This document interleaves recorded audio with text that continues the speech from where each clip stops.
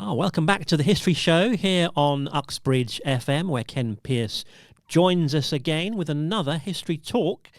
This one is on Cecil Sharp in Uxbridge. The name Cecil Sharp will be familiar to you, I'm sure.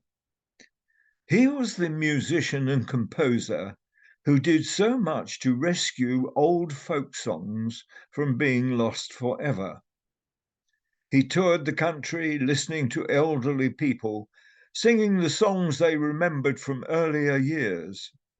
And of course, Sharp had the ability to note the words and the tunes. His work has influenced many composers ever since.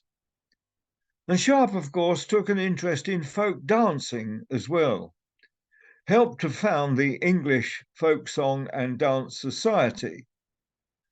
Their headquarters in London is now called Cecil Sharp House.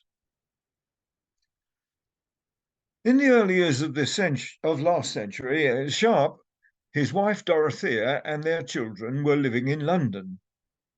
But Dorothea's health was causing concern, and her doctor suggested that living in the countryside would be of help. So in 1911, they moved to a house in Uxbridge High Street. It's worth mentioning, of course, that Uxbridge was much more rural over a century ago than it is today. They purchased quite a large property called Dragonfield, which stood where the forecourt of our civic centre is today.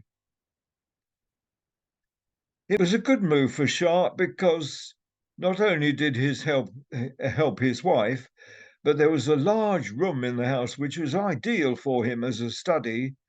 And in those days, he was able to take a short walk down to Vine Street Station, which gave him a train service to London.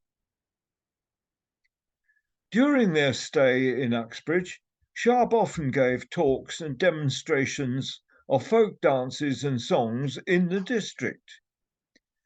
One of his daughters attended the secondary school in the Greenway, so he went there on several occasions to take classes in folk dancing.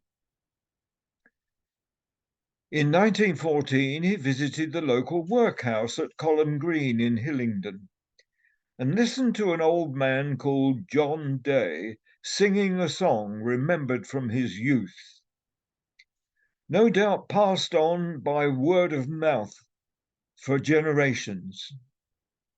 The song was duly noted and tells of an occasion when a group of poachers clashed with a team of gamekeepers. The last verse of the song suggests that it may have gone back to the time when the penalty for fighting was death. In 1915, Dorothea's health had improved, and so the family left Uxbridge and returned to London. The local workhouse later became Hillingdon Hospital. The house where the Sharps lived, Dragonfield, was demolished to make way for the forecourt of the civic centre.